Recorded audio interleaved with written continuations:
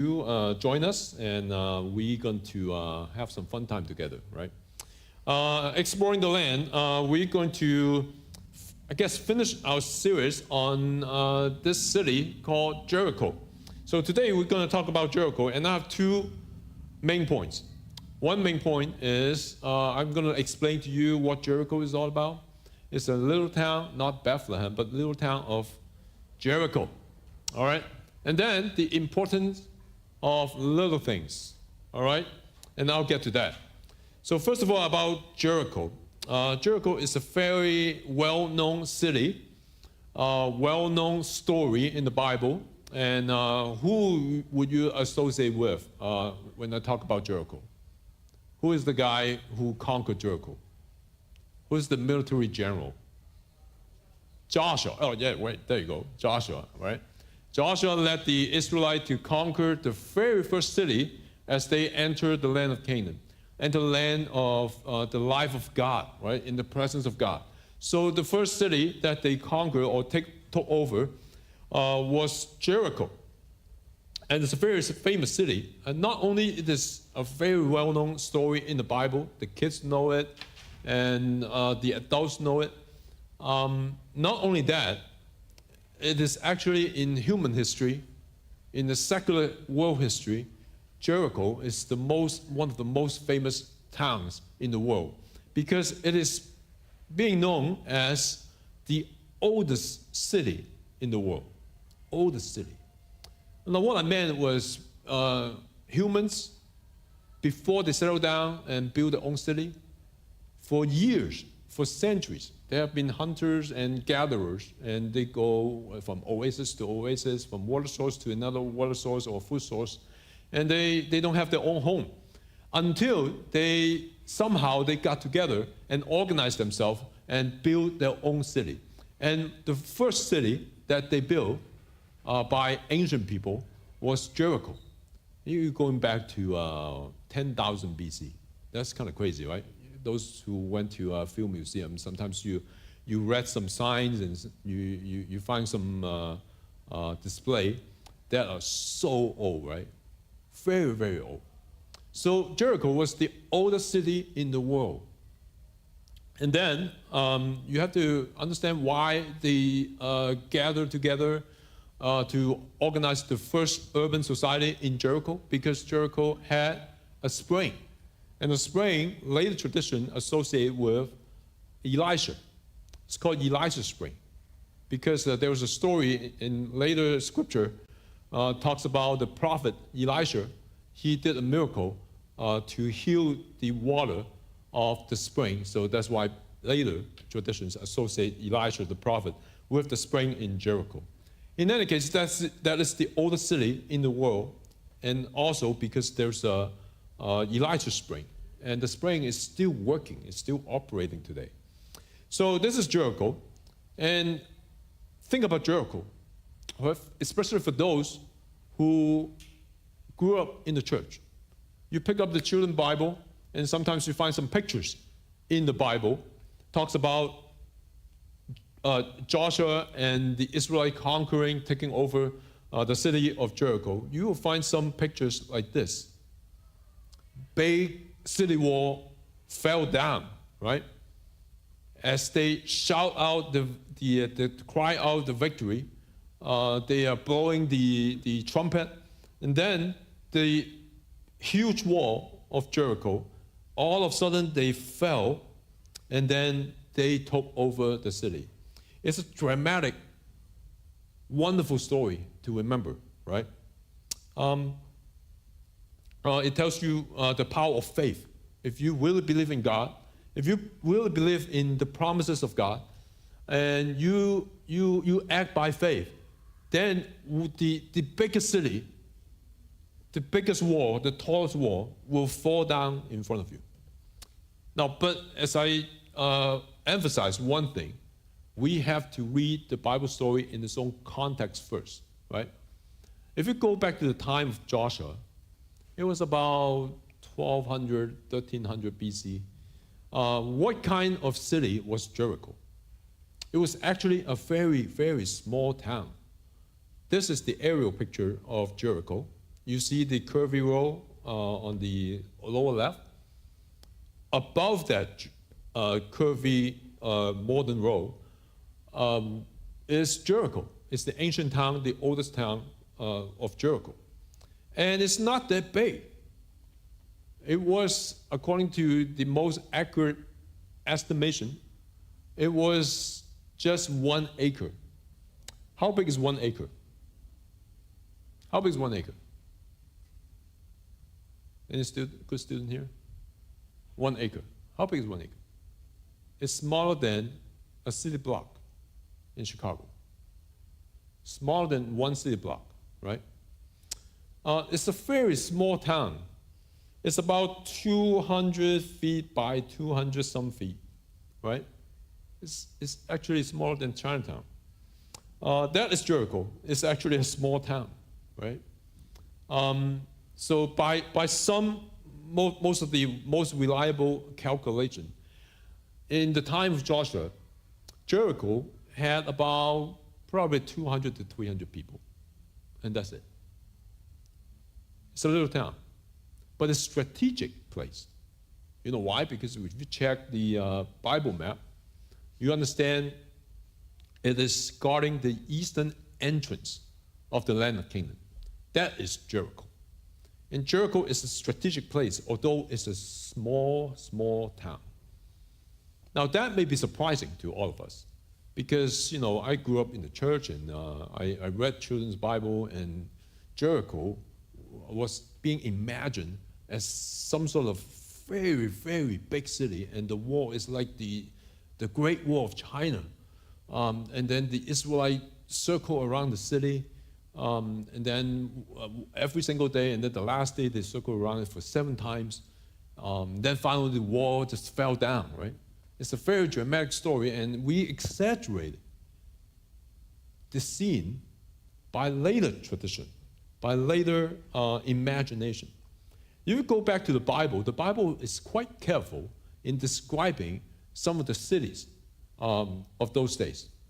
For example, after they took over Jericho, the next city to be taken over was Ai. And you see the description in 7:3.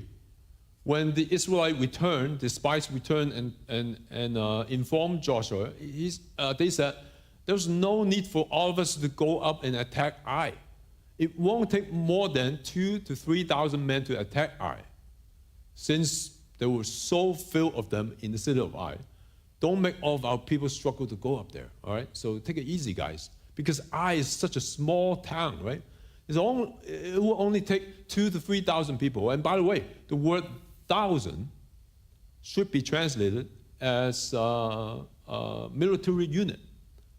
So the people are saying to Joshua, well, we checked out Ai already. If you want to take it over, you just need what? 2 to 3 football teams, right? And that's all you need.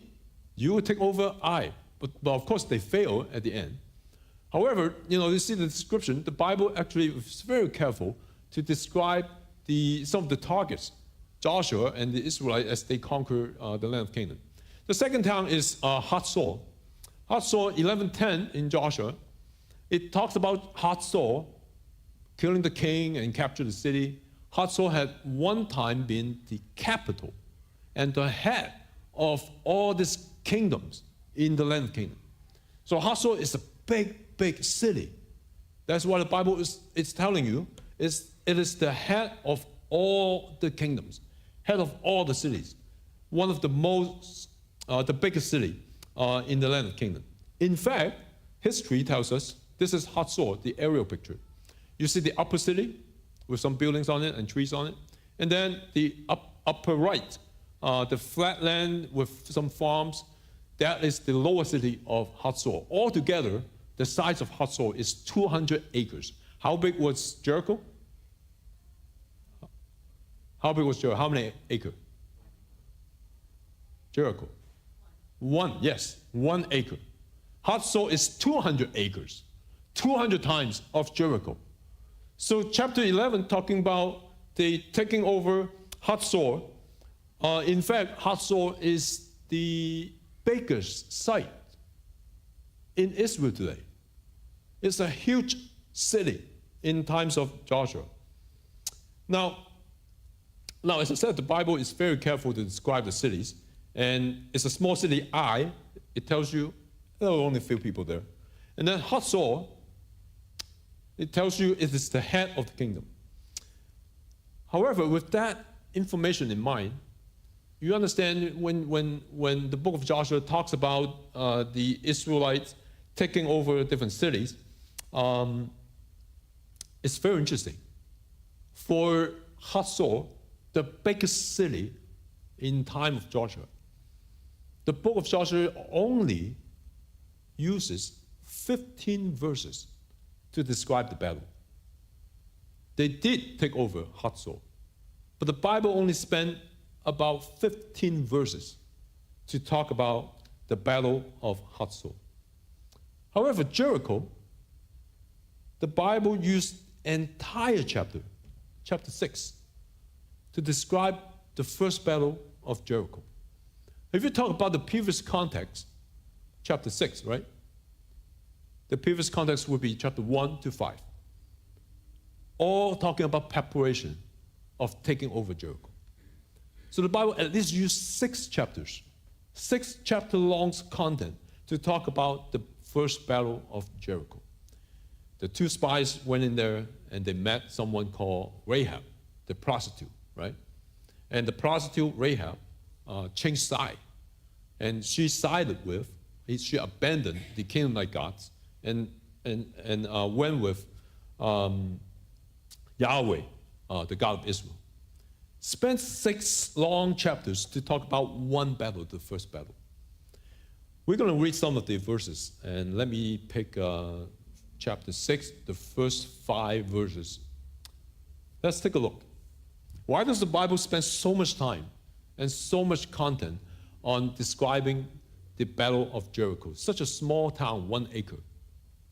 Now, the gates of Jericho were tightly shut because the people were afraid of the Israelites. No one was allowed to go out or in. But the Lord said to Joshua, I have given you Jericho, its king, all its strong warriors. You and your fighting men should march around the town once a day for 6 days. 7 priests will walk ahead of the Ark of the Covenant, each carrying a ram's horn. On the 7th day, you are to march around the town 7 times, with the priests blowing the shofar, the horns. When you hear the priests give one long blast of the ram's horns, have all the people shout as loud as they can. Then the walls of the town will collapse, and the people will charge straight up to the town. Now, this is the first description of the Battle of Jericho. If you check out the entire chapter of chapter 6 of Joshua, there are only 3 parts. The first part is God's instruction to the Israelites, to Joshua. That is what we have just read. And the second part is the men of Israel executing the plan. And then the third part is kind of a conclusion, talking about the victory and the salvation of Rahab, the Canaanite in the town. Now, we're not going to talk about the details here. You can go home and read about the Battle of Jericho. What I want to say is this is the first battle of a small town, right? And it's very interesting when you check out the book of Joshua. What we expect the book of Joshua to emphasize is strategy, military resources, how they prepare military, strategy-wise, tactic, how to take over the first town, Jericho. Last night I was with my family. We went to this restaurant to have dinner together because my wife was her birthday. It was her birthday yesterday. Anyway, so we went out last night, and she's not here. That's okay. So we were waiting for the table, right? And there were so many people in the restaurant. So we went down a couple blocks and went into a used bookstore. So went to a bookstore, and so many books there, and I went past the section on military history. There were so many different books talking about military history: World War I, World War II, and then the Civil War, Vietnam War, and all this kind of famous battles in history. So I picked, out of curiosity, I picked one of those, and then I've just skimmed through it. And then it talks about who are the heroes, and most of the heroes are the military generals. And most of the military history genre would emphasize on military tactics, right? How they move around and maneuver all these resources and take over some of the targets. These are what we expect from the military history genre, right? You take a look at the book of Joshua. It really doesn't do that. It's very strange. It's a strange book, right? Some people would expect the book of Joshua, because it talks about battles and military stuff, it has to be a man's book, right? The men like to do that, right? Men like military stuff, don't you? Right? All the men here? You love fighting. You love wars and battles, right? The dramatic battles, right? The important battles. Not so much for women, maybe it's just overgeneralization, but that's the way it is. You take a look at the book of Joshua. It's very disappointing. It doesn't really talk about military tactic and all this geography and all this military strategy and all that stuff. They don't. It's a very strange book. Now let me tell you some of the data. When the book of Joshua talks about taking over Jericho, it uses 102 words only. 102 words. For such an important city, the first city, 102 words.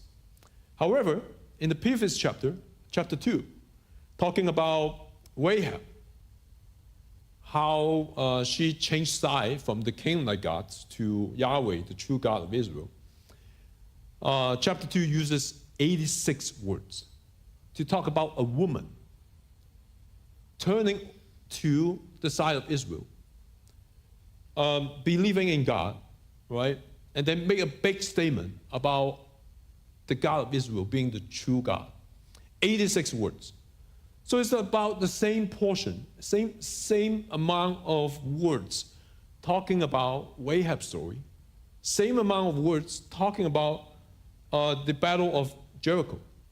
And in fact, in the portion that talks about Rahab the prostitute, chapter 2 uses 5 verses, 5 long verses, giving Rahab some of the most important lines in the Old Testament. Some of the direct speech that Rahab said to the spies of Israel was actually statements of faith, a theologically sound, solidly scriptural words that she talks about how the Lord is the true God, the Exodus, how the Lord has given the land to Israel, and the Lord is the true God. And all that stuff, 5 verses, is a public theological declaration spoken by Rahab, the prostitute, the Canaanite prostitute. You skim through the book of Joshua, it's very disappointing from a typical military genre perspective. The heroes are not what we expected. Not Joshua, not this fighting man of Israel, but a woman, prostitute, Rahab. That is what the Bible says, and try to emphasize the importance of small characters and the importance of small deeds done by them. They matter to God. And in fact, they are more important than the military fighting and dramatic content. The Bible put our focus on something that is more important in the sight of God? The small characters, Rahab, or these unknown, unnamed people? They believe in God, they act in faith. That matters to God. So this is the importance of small deeds. That's my second point. In the book of Joshua, the small characters matter to God, matter to the biblical history, matter to what God is doing on earth. You and me, we are the small characters. We are not the famous people, right? We don't have a lot of followers on our IG, right? On your TikTok, right? Nobody take notes of you. But you matter to God. The small characters doing small deeds of faith. A couple months ago, in June, we took a family trip to New York. So we went to this military museum called Intrepid Museum in New York. It's a fascinating museum. So we went into a retired submarine, and then we went to a retired aircraft carrier, and it's just amazing. There's so much to see. There's so much more to see than Field Museum. So I really enjoyed that day. And then I went into this a gallery of aircrafts, and it has a one-to-one model of space shuttle. It's fascinating, right? We don't use space shuttles anymore, right? It's a retired program. So I was kind of taking pictures and reading all this information about the space shuttle program and all that. And then it just dawned on me, there were 2 space shuttle disasters that happened in the history of the program. Both related to space shuttle accidents. Now, back in the 1986, those who are older like me would remember, back in 1986, NASA space shuttle Challenger exploded seconds after launching, only 73 seconds after lifting off. And the disasters claimed the lives of all 7 people in the aircraft. All people on board died, including a teacher, the first civilian in the space program. And after the disaster, investigation revealed what was wrong. It was actually a small O-ring seal that got brittle. Because of the low quality of the O-ring seal, it becomes brittle in cold temperatures. And that small O-ring failed, and then the entire aircraft, flames broke out, and then the spacecraft just exploded in the air, right in front of the eyes. Explode, and then disintegrated.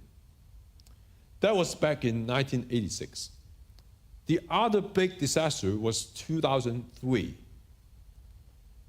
Columbia, and other space shuttle. Now, this time, the accident did not happen when it takes off. It actually took off and then went into space and did its thing. And then on the way back to the atmosphere, we entered the atmosphere, the space shuttle disintegrated into pieces in the sky of northern Texas. Again, killing all 7 crew members.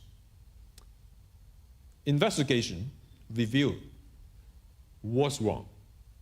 It's actually a small piece of foam insulation fell off, and then it damaged the left wing, and then as the spacecraft continued to go in a supersonic speed, it disintegrated into pieces.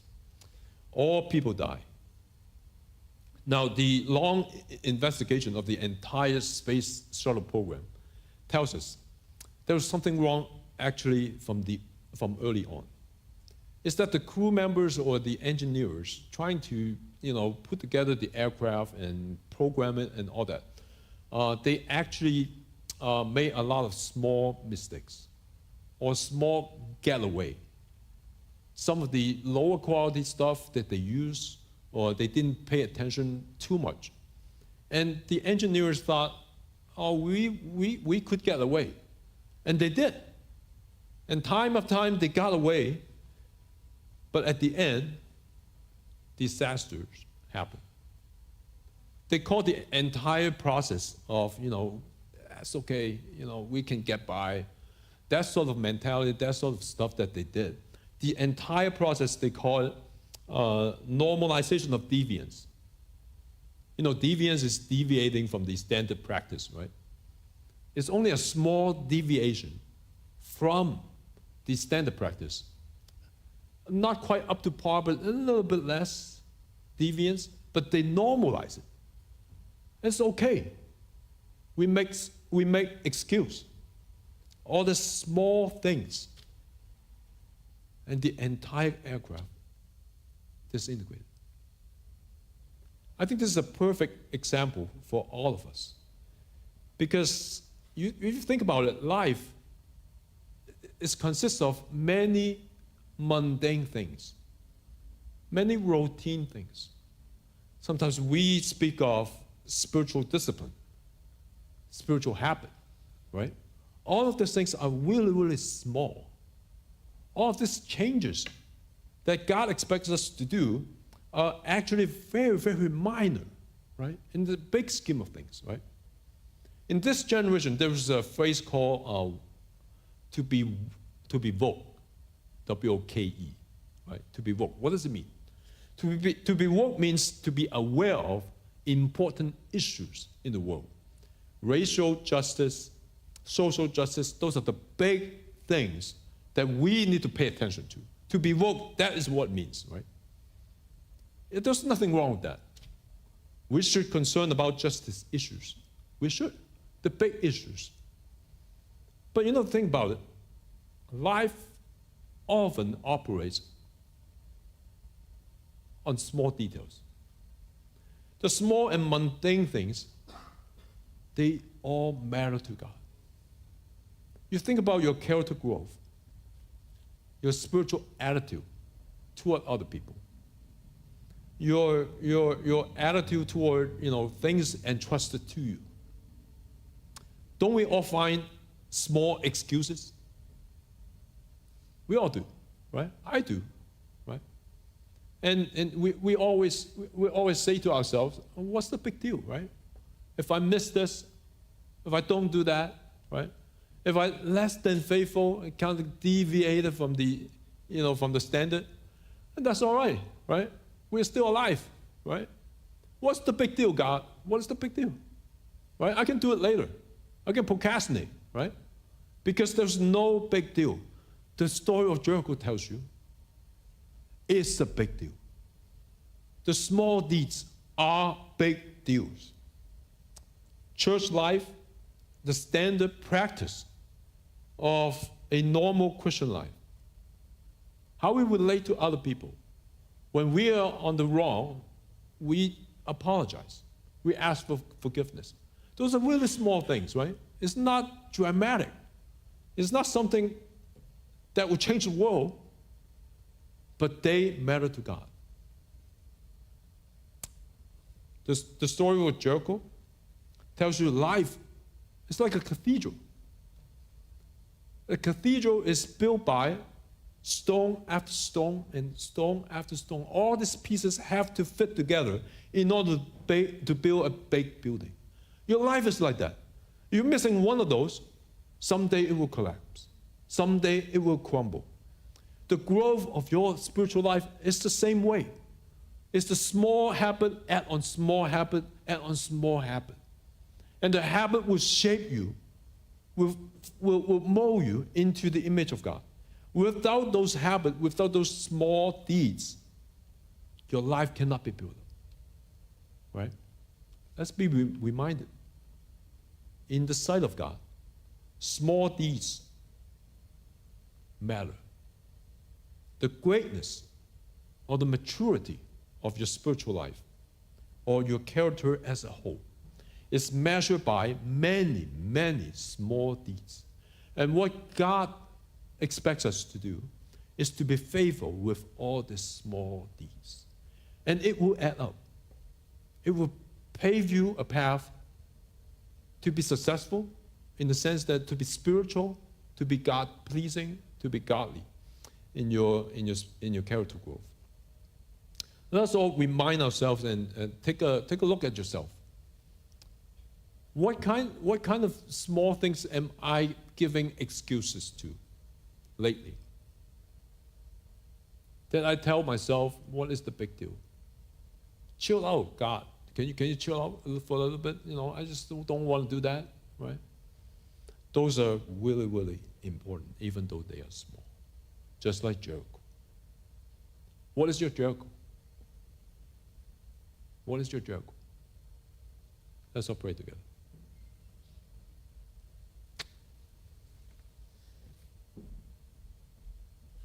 Father, we come before you and know that all the details of our lives are important to you. And sometimes they are even more important than all these big issues.